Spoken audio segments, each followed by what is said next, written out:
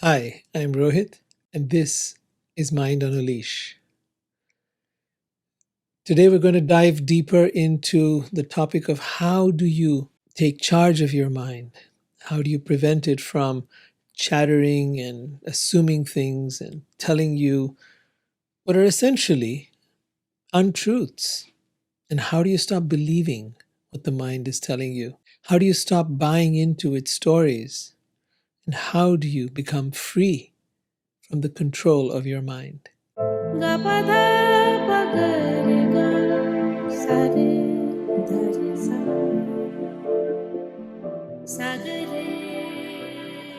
All of us believe that whatever our mind tells us is the truth.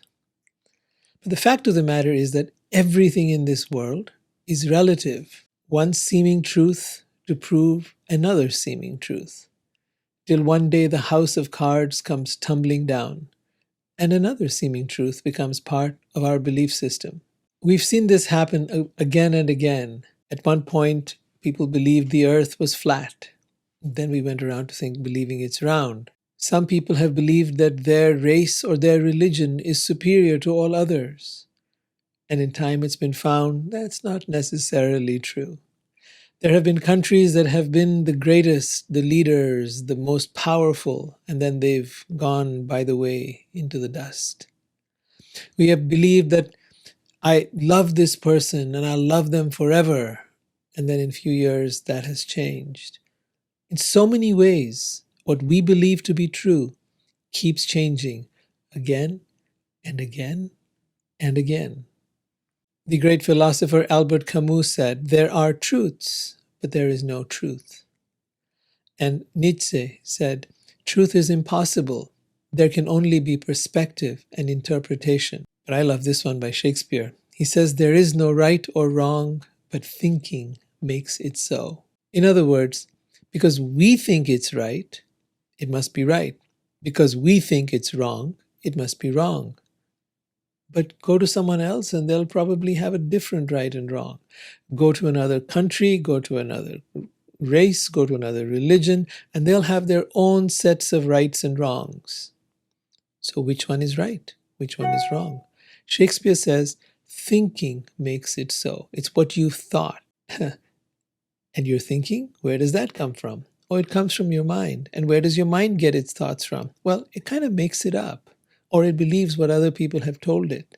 There was a term called the big lie. It was an expression first used by Hitler in Mein Kampf in 1925. And it meant a lie so colossal that no one would believe, that someone could have the impudence to distort the truth so infamously. This was a propaganda technique that involved gross distortion or misrepresentation of the truth. It was a tactic employed by the Nazis to turn people against the Jews and bring about the Holocaust. We find similar things going on even in the world today. As news is distorted, as people's opinions are distorted, as science and media and politicians and everyone seems to be distorting the truth. The fact of the matter is, it's not their fault. The reality is that we have a mind, and this mind is the cause of the distortion.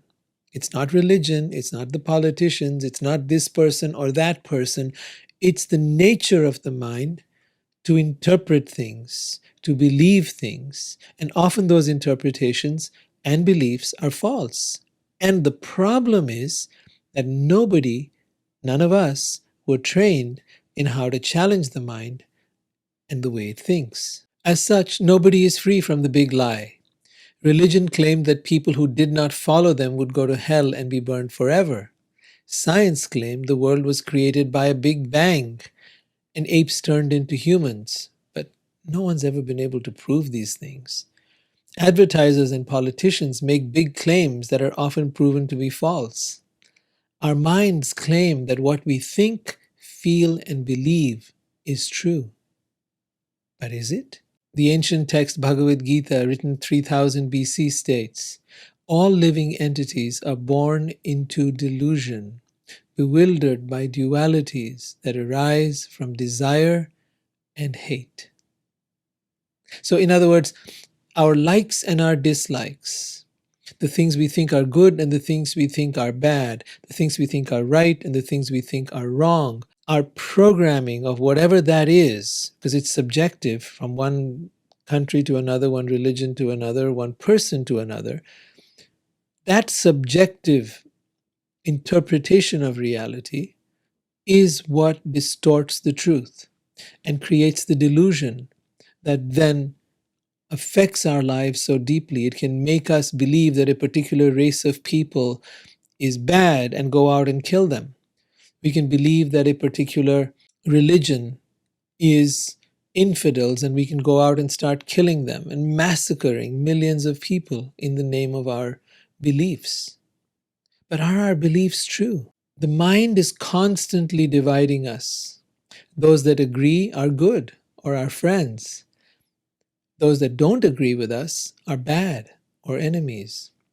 This leads us to us versus them thinking. And this is the cause of all conflict, discrimination, and war. You may think that the cause of war and conflict and discrimination is a particular race, or a particular gender, or a particular ethnicity, or a particular religion. The fact of the matter is, it's none of the above. Yes, there is a collective thinking. Yes, people group together around certain ideologies. But what is behind all those ideologies is the mind. And once you learn how the mind operates and how to deal with it, you'll never fall for this nonsense anymore. As I said earlier, the mind is constantly interpreting reality. Like whatever happens, it's interpreting it, giving meaning, generating perspectives, concocting beliefs, and arriving at conclusions. The problem is that it believes its own beliefs, it believes its own interpretations, and then concludes that those interpretations are in fact true. Of course, this helps it interact with the world. This is what I really want to drive home. I'm going to be a little crude here. The mind is constantly making shit up. I use that term just so it drives it home and sticks in your mind. The mind is constantly making shit up. None of it is absolutely true. None of what the mind thinks, none of its perspectives, none of its beliefs are actually true. They are simply possibilities. Perspectives and possibilities are not truths or facts or reality, regardless of what we think. Wayne Dyer, the famous author who passed away recently, once said, "When you change the way you look at things, the things you look at change." What an interesting insight.